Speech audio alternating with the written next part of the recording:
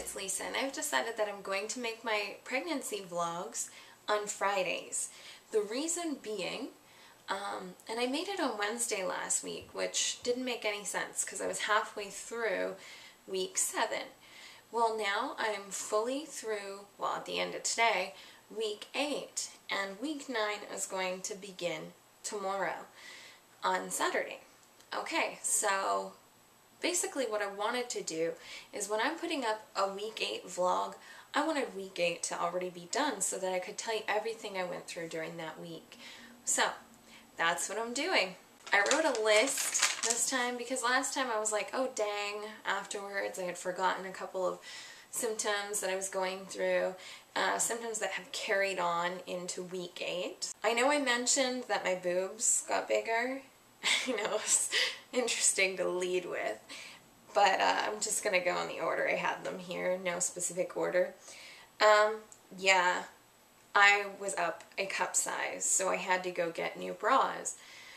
I imagine they will get bigger, and that is, well, annoying, because to have to keep going and buying new clothes or new this or new that, it's just kind of like a money racket. Thank God for like maternity clothes. I can go to a place like, which I did, a place like Salvation Army or secondhand clothing stores, and I found some good stuff. However, with, you know, undergarments, it's not that easy. I will not use used undergarments. I go and buy new ones. So I went to a maternity store and, yeah, picked out some stuff there. I will be breastfeeding my child as long as my body allows me to do so. I know that some mothers either don't produce enough milk or their body just doesn't work in that facet. So I'm hoping, because I know that it's very important in a child's first days to get that colostrum. So I want to breastfeed, and that's that. So far my cravings have been for lemon tarts, green grapes, cherries, canned fruit, bacon, eggs, and English muffin. So like I just combined the bacon, eggs, and English muffin together one day. It's like once I satisfy that craving, more times than not, it goes away, and that is odd. Let me tell you why. Because I have binge eating disorder, normally if I get obsessed with a certain food, I'm obsessed with it for weeks. And I want to keep eating that food. Like say I have an obsession with like fast food for 1 week or 2 weeks.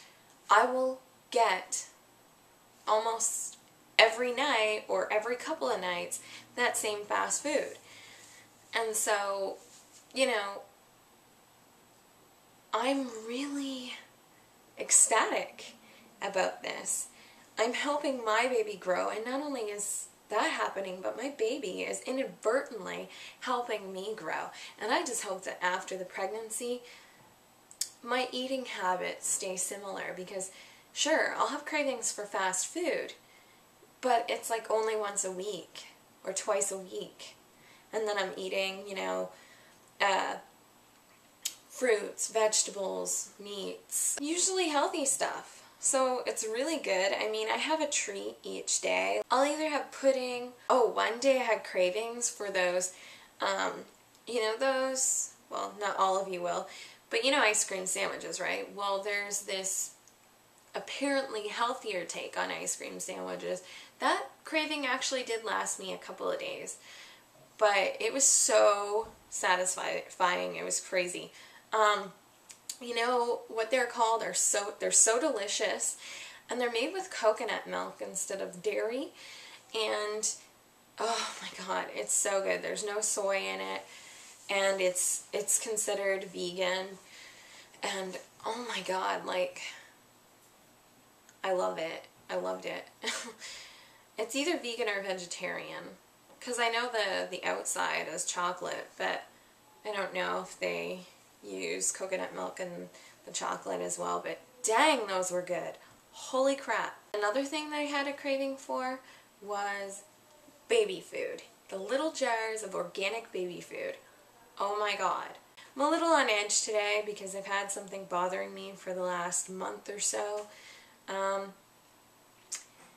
have this person in my life who feels that it's okay to act 15 when they're in their 20s. Actually, I had a few people in my life like that, but this one takes the cake. Like, honestly, complaining about this boy, that boy, I don't know what to do in my life, blah, blah, blah. Like, I've got better things to think about. Like, I give you advice, you ask for my advice, and then you never take it. And that's stressful. So I would rather just not get involved, but all you do when we talk or chat or whatever is talk about these same issues over and over. You're not progressing. You're not doing anything to make these things better. You just sit there and wallow in self-pity. And I have empathy and I have patience, but I don't have enough empathy or patience to empathize with someone who doesn't want to grow, who lies to their parents, who lies to other people about things they're doing in life, and who omits things, who tells me one thing and then tells another person something else, and tells me that they told that person something else and didn't tell that person the truth. Not interested. So I've now cut another person out of my life. I'm serious.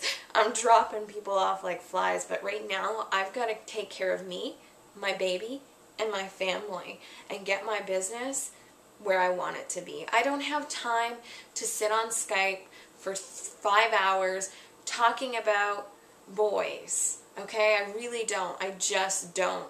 And sure, I talked about my share of issues, but I've always done something about it. I talk to those people, or I say, you know what? Okay, here's the deal. You either do something or you accept. So what I do is I accept things or I do something about it. It's not hard, people. It really isn't. If you're in your 20s, you shouldn't be acting like you're 15. Plain and simple. No, that sounds judgmental, but it really, I'm done. I've grown up. I'm not in that stage. I've had a steady boyfriend for over 10 years. He's my husband now. And I'm not looking down on people who don't, but honestly, don't just jump, and then complain that things aren't working out for you. Honestly, I don't think it's that they're not working out for you. It's not working out for those people. Just saying. And you're bringing your drama and your stress into other people's lives without thinking about what they're going through. And that's just not right. There is some give and take in friendships, and I don't see that with these types of people. Moving on. I also have food aversions. And my food aversion lately has been salad, and that pisses me off. I was having salad every day when my friend was down here, and it was really good at first. Like, I had been craving it, and then all of a sudden it's like my body was like, no, you don't need any more. And so like now I'm just like, ugh, every time I think of salad it just makes me nauseous. Like right now I'm nauseous just thinking about it. And that's ridiculous because I love salad and it's a good way to get your greens in, some folate and some iron for when you have spinach and calcium and it's just so annoying. I think what I'm going to have to start doing is having smoothies in the morning again because I haven't been because it's been cold. But oh well, I'm going to have to suck it up, princess. Because I want to drink more smoothies. Because I've been eating fruit for breakfast, like fruit salads and such. But I want my greens too. So I think I'm going to sneak them in my smoothies. Great way to do that. And help the sugars get released in your blood a lot slower by putting some greens in there. Which is good because you don't want to raise your blood sugar level, especially when you're pregnant. You don't want to get gestational diabetes. Not saying that you would necessarily from fruit, but everybody's body is different and you never know how things are going to react. So yeah, there's a lot of sugar in smoothies, but you got to be smart about it. Find ways to make the sugars get released more slowly. Things that I had forgotten to say last week is like the foods that I'm craving or just surprisingly really enjoy taste freaking amazing.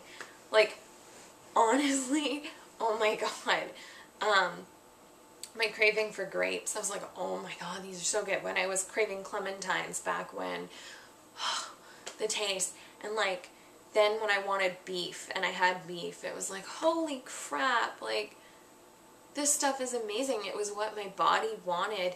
Yeah, I know that obviously my body didn't necessarily need those little coconut milk ice cream sandwiches, but dang, my freaking taste buds were dancing.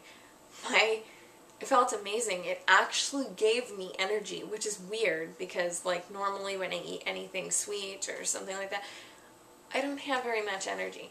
Then sometimes there's the I'm really hungry, okay? Like I'll be like, oh my God, I'm starving, you know, and it had only been 2 hours and 3 hours tops since my like last meal, and I'm starving, and I go to eat something, I take like 2 or 3 bites, and I'm full already. And I'm like, what the heck is going on? Like, I can't be full yet. I need nutrients for myself and for my baby. And so I'm like, holy crap. And that's kind of good too, because, you know, I can't binge. I actually get really full. I might have binged twice, 3 times tops in the last like month.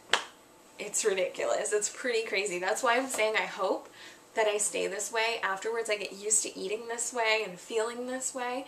I know that with each trimester I'm going to have to up my calories just a little bit, maybe by 100 calories each trimester. But like in the first trimester you go up to like 300 extra calories. I don't really pay attention to calories anyway, but I just feel like I imagine my hunger level will go up in the second trimester and in the third. Well, the baby is growing and the baby's going to need more nutrients then. So I totally understand that my hunger level could change, but right now it's ridiculous. Like 3 bites and I'm like, oh, holy crap. Like right now I'm nauseous, just like thinking of trying to eat more than what my, you know, my body or my fullness level is allowing me to do so. I had heartburn once during week 8, and I haven't really had heartburn for weeks, but I did when I first was pregnant. I was having heartburn every few days, and I never get heartburn, so I'm like, this is odd. What is going on? So that was like another symptom that I knew I must be pregnant. There's something weird. I've heard of this, you know, people all of a sudden getting lots of heartburn. So now I've only had it like once, and that's cool. I'm really happy that that's not continuing. And so you never know, maybe it'll come back, who knows, but I'm going to keep trying to eat as well as I can, and maybe that'll keep it away. My dreams have slowed. I don't have as many dreams. I was getting better sleeps at the end of week 7, early week 8. Not always though. There were times where I want to sleep on my left side because I want to get used to that. Now I've been talking to other people and they're like, that's just fear-mongering. That can't be true. My whole pregnancy I slept on whatever side I wanted to, minus their stomach. And they're like, my children are fine. And so I don't know, maybe I'm worrying for nothing, and that's one of my issues. You know, I've been kind of like stressing about the different things I've been worrying about, and one of those things is that they say you should sleep on your left side, but it's not very comfortable. So like, I'll do it for most of the night to try and get my body used to it. And I actually started putting a pillow between my knees. It's not like a body pillow or anything. I have to get one of those eventually, but I'm using just like a normal pillow, and that kind of helps, but then I'll still wake up on my back. I'm really used to sleeping on my back, my side, and my stomach. I'm not as worried about it now that I've talked to a few people, like my mother, my mother-in-law, and a few friends on Facebook, and people, just different people in my life, and so it's kind of eased my worries a little bit in that facet. However, I also have fears of a miscarriage where I'm supposedly still in my first trimester, that is an issue that can occur. And then after that, in the second or third trimester, you can still have a miscarriage, and it can be, it's called a miscarriage instead of a missed miscarriage. And that just, it freaks me out since I haven't had an ultrasound yet. And maybe these are potential fears, and maybe they're irrational, but I have them, and it's really annoying to sit here and have been referred to an OB, and I'm still waiting to hear back from them to see if I have an appointment and when. I know someone who got pregnant around the exact same time that I did, and they've already got an appointment booked. As long as I have an appointment booked, I won't be stressing out as much, but I don't even have one booked, so I'm going to have to call my doctor and make sure he sent out that referral, because I need to know that there's still a child in there. And I know, obviously, the body would miscarry and do its thing naturally, but you just never know with these things. And, you know, babies can lose their heartbeats, and I haven't had any signs of miscarriage, just the fact that a lot of my symptoms have subsided in the last few days, and that kind of creeps me out, just because I know that they say, oh, if you're having symptoms, well, then you're most likely still pregnant. If you're not, you might be, you know, your pregnancy hormones might be lowering, and you might not be pregnant anymore. Which is another scary thought. You know what? Google is not your friend when you're pregnant. I'm just telling you that. Not at all. I've looked up stuff, and now I've decided I'm no longer looking anything up for at least until after I have an appointment with the OB. Because they know stuff. They're going to have my health chart. They're going to know stuff about me. They're going to learn stuff about me. They're going to see my child in the ultrasound. You know, then maybe some worries will be eased. Who knows? So I'm pretty excited about getting that eventually. You know how I told you I was having lots and lots of dreams in the last vlog? Well, now it's ridiculous because the dreams are on and off, but when I have them, they're like intense. I'm just like, oh my god, there's either some sexuality in there or there's none, but it's action-packed, and it's like, holy crap. Like, and what I mean, I'm going to go back to about how some of my symptoms have subsided. I've thrown up 4 times, morning sickness, out so far now. I think it was only at 3 the last time I made a vlog. I'm at 4 now. I've had another bout. That was at like 1:30 in the morning. Really early morning sickness, if you ask me. It's pretty crazy because that's like, it was after I had forgotten to take my multivitamin, but I was like, no, I don't want to forget. So I took it, and then it must have went down wrong, and it just didn't sit well with me, and next thing you know, I'm in the bathroom. But other than that, 4 bouts of that, the nausea, actually, I had relief from nausea for almost a whole day, like a couple days ago, or a day or 2 ago. Oh my god, that was nice. Seriously? But then I was like, oh shit, did I lose the baby? Because now it's not there, but it's back. The nausea's there. The sore boobs, oddly enough, not that bad. It's kind of like subsided too, and I just like almost want those symptoms to be there, but I don't. But it's just because of what I read on Google that, oh, if your symptoms are still there, then you know you're pregnant. But if your symptoms suddenly disappear or get a lot lower, then you might have miscarried. And I'm like, oh god, you know, so like here I am just wondering, am I going to see blood? Am I going to see this? And nothing so far, so thank God. I really want this child to come to fruition and be born and be healthy. We're children.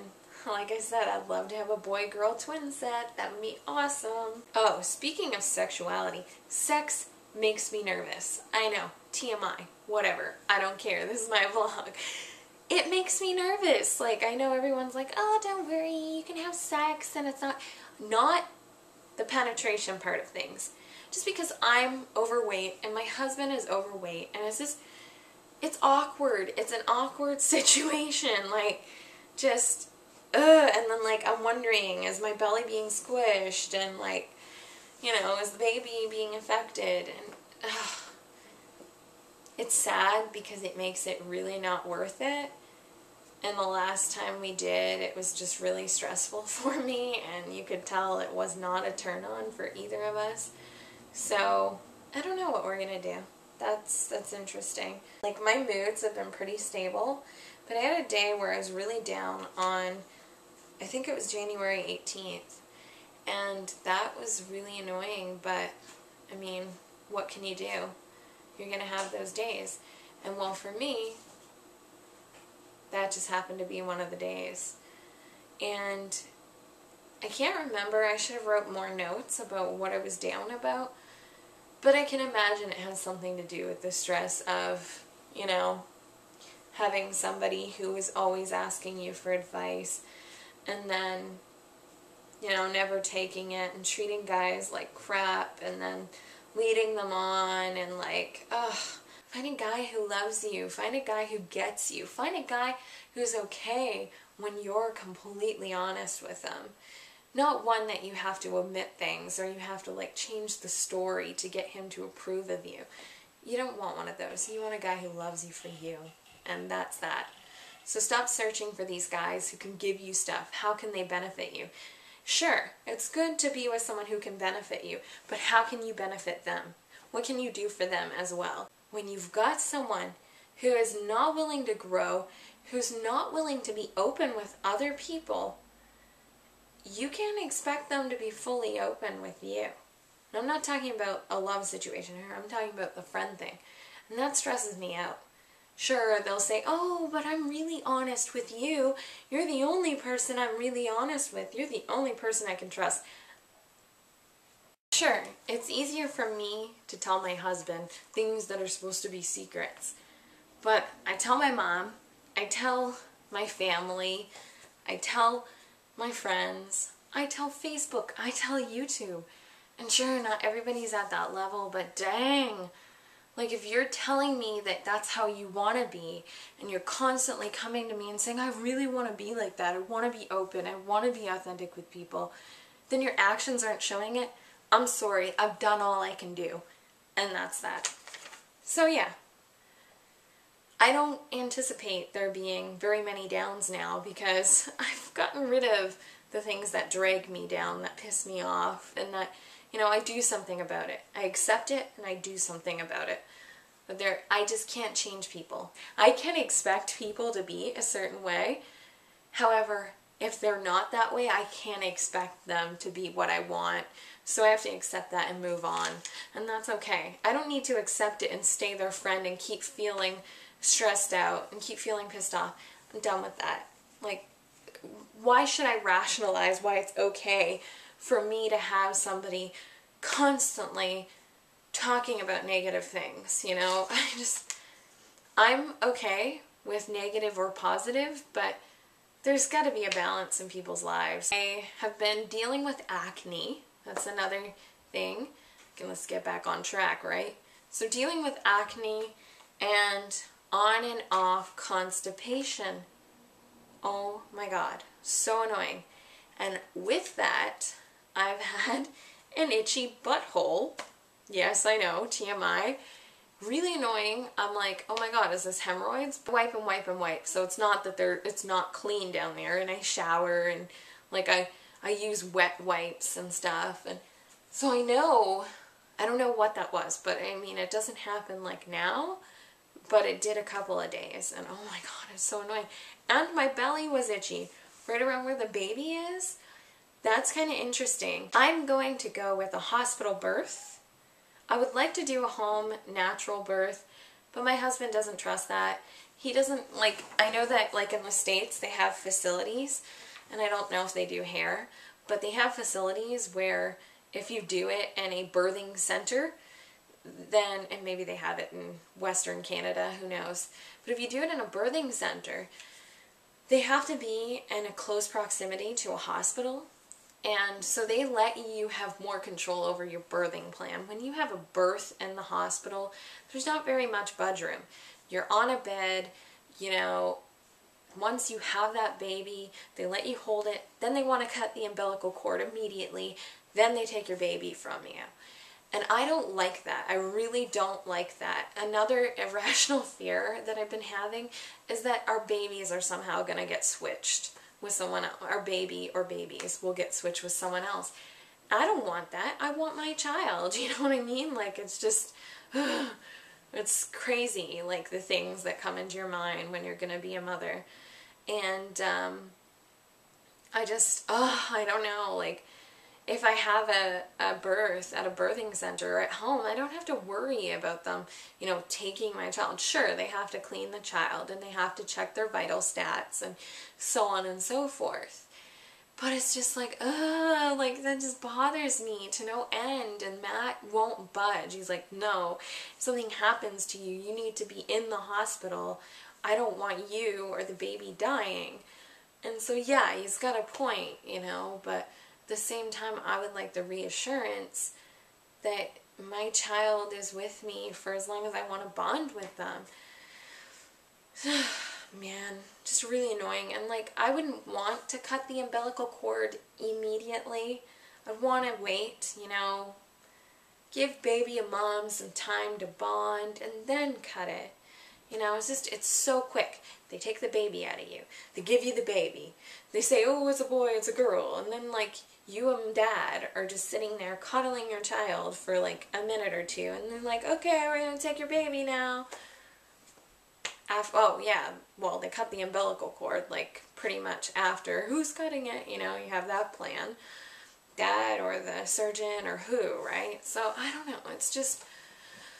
And of course you could have a doula, but it still doesn't make any difference, like if you're in the hospital, and that just, just freaks me out. I'll definitely be getting a private room, I'll tell you that, and I'm not sure if I'm going to do an epidural, though. It kind of freaks me out, just knowing that there could be complications, and I really hope that I can have a natural vaginal birth. If I have to have a C-section, whatever, as long as my baby's healthy. But I would love for everything to go 100%. And so, like, we've been walking most nights, so that's going to help with, like, my fitness level. I haven't really started any other exercising, but I'm going to. My mother-in-law actually gave me this video that was my sister-in-law's. It's a Summer Sanders prenatal workout. It's full length, it's got full length and express workout options, and there's custom routines for each trimester. So I'm going to look into this. We also decided that we're not going to get a house right away. We're going to get a house once the baby is about close to 9 months old, just because we want to be able to have more room once the baby's getting older, of course.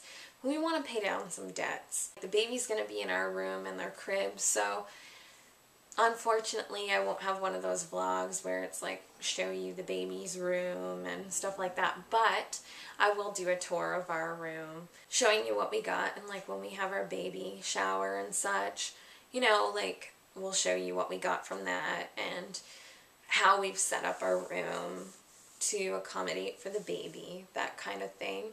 And maybe Matt will do that vlog with me. How cool would that be? Oh yeah, and sometimes when I move quickly or swiftly, or basically the same thing, don't know why I said that, but when I move certain ways or quickly, I feel like a pulling in my groin, and I looked that up, and apparently that's the muscles of the uterus.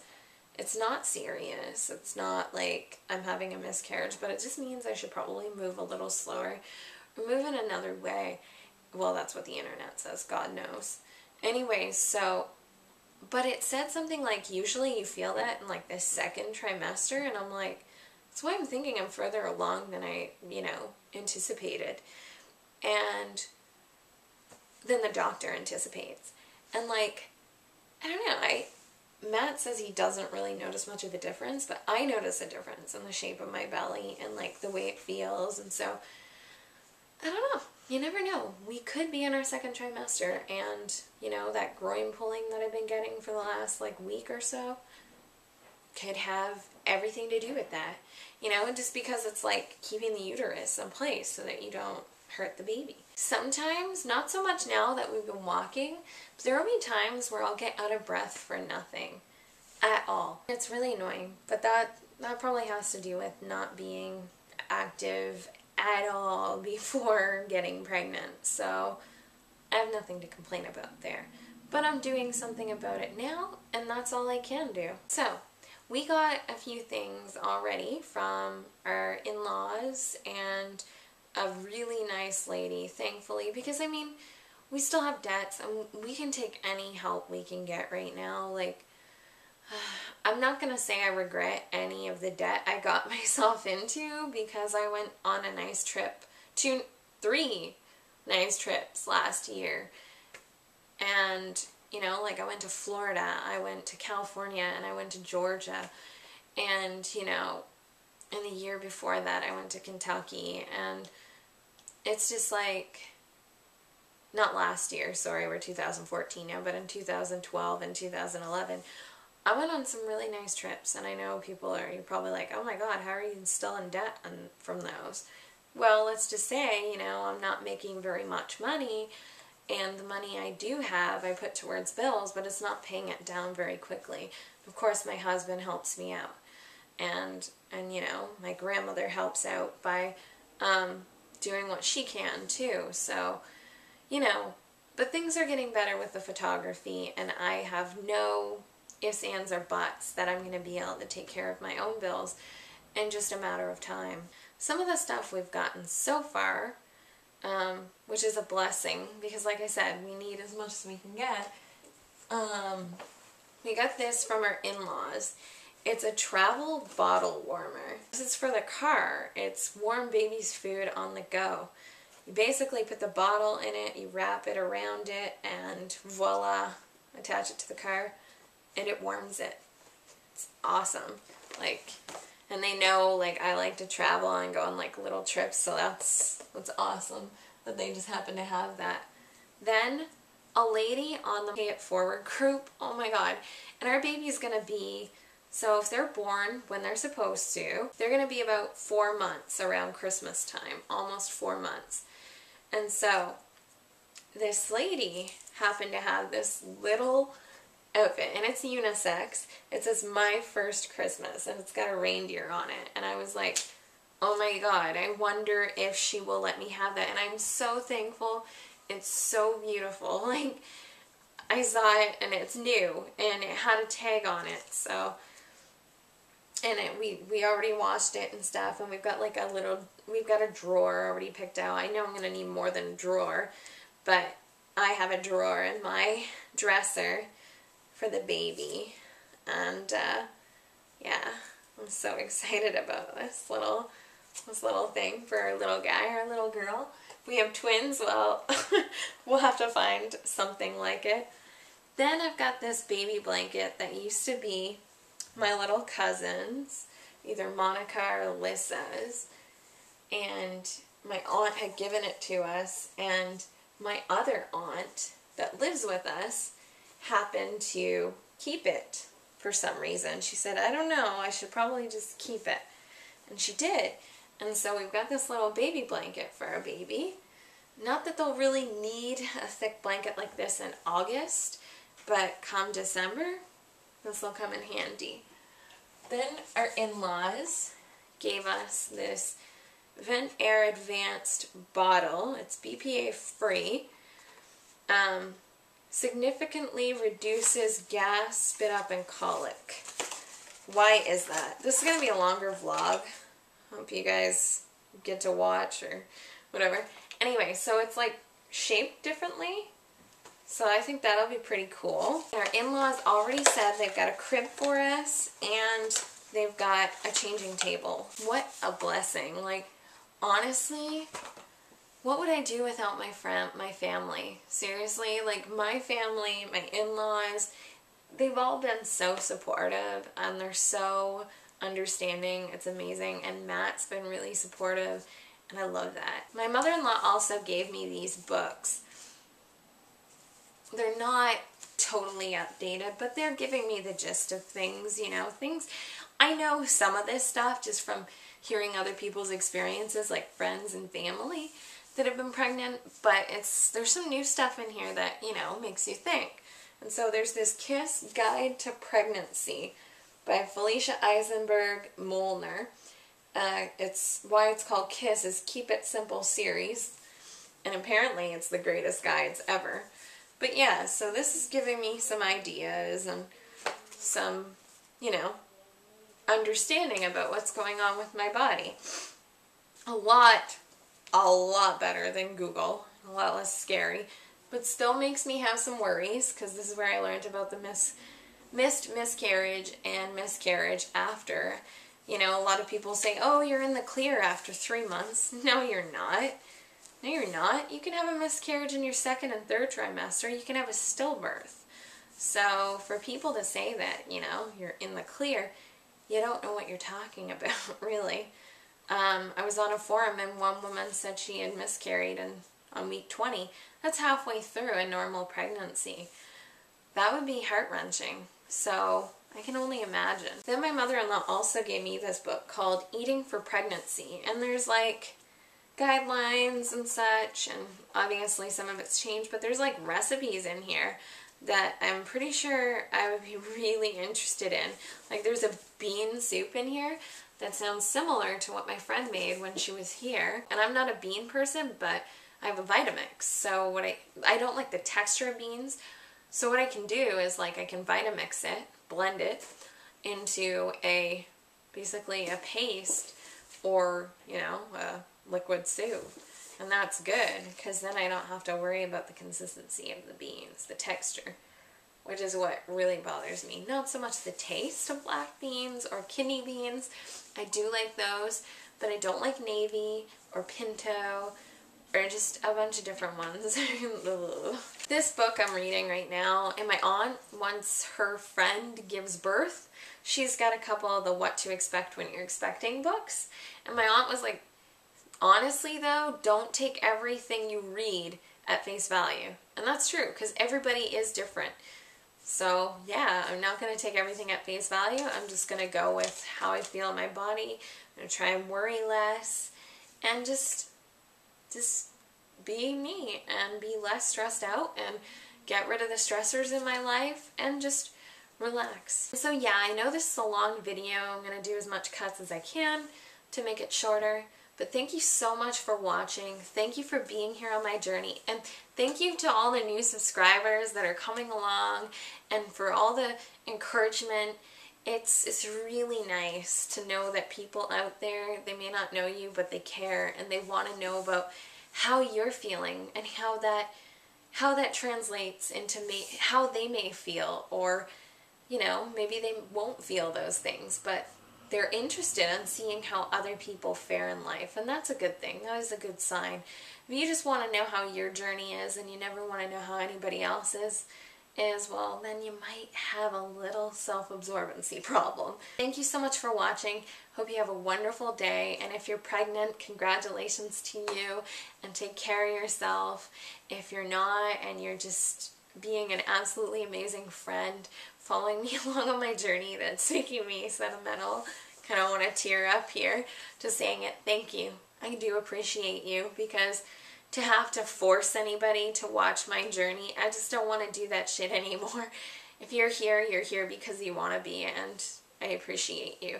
Thank you so much. Have a wonderful day. I love you all. Namaste. Sit it out or dance. I hope